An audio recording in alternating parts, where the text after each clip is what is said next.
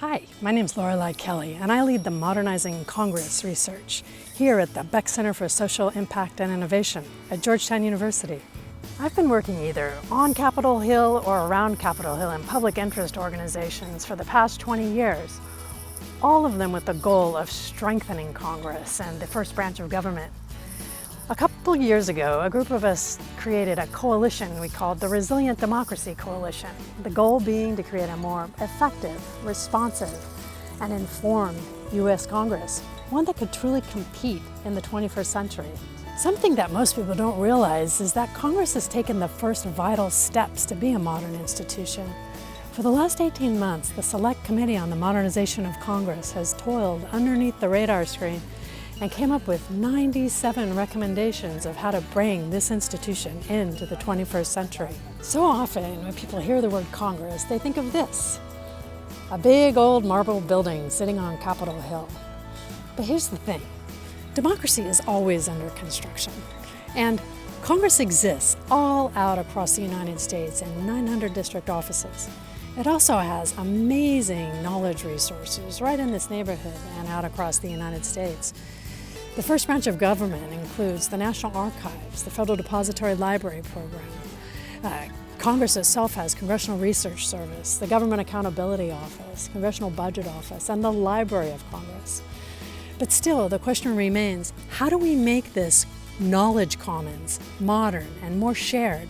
How do we make it more participatory in a way that both respects the rules of this old institution, but also meets the expectations of more active and real-time participation?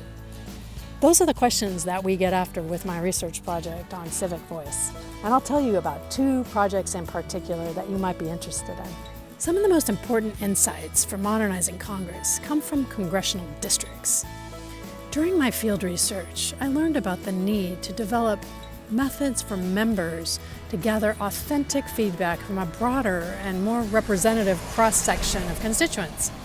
Ideally, this would happen during the brainstorming of policy, and also during the lawmaking process itself. As you know, locals have valuable information, including context and lived experience, when it comes to issues that impact where they live. We developed the SIDE event to meet this need.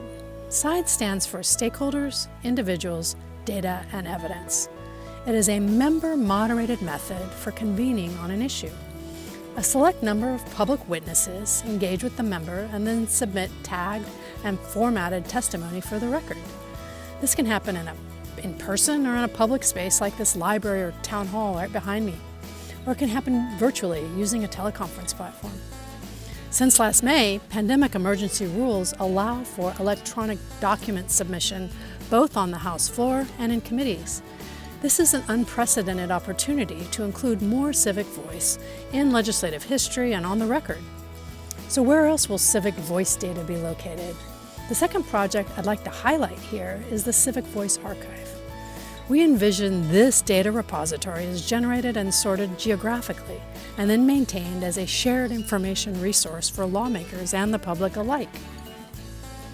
Finally, please know that I am here to help. Thank you for watching today, and welcome to Congress.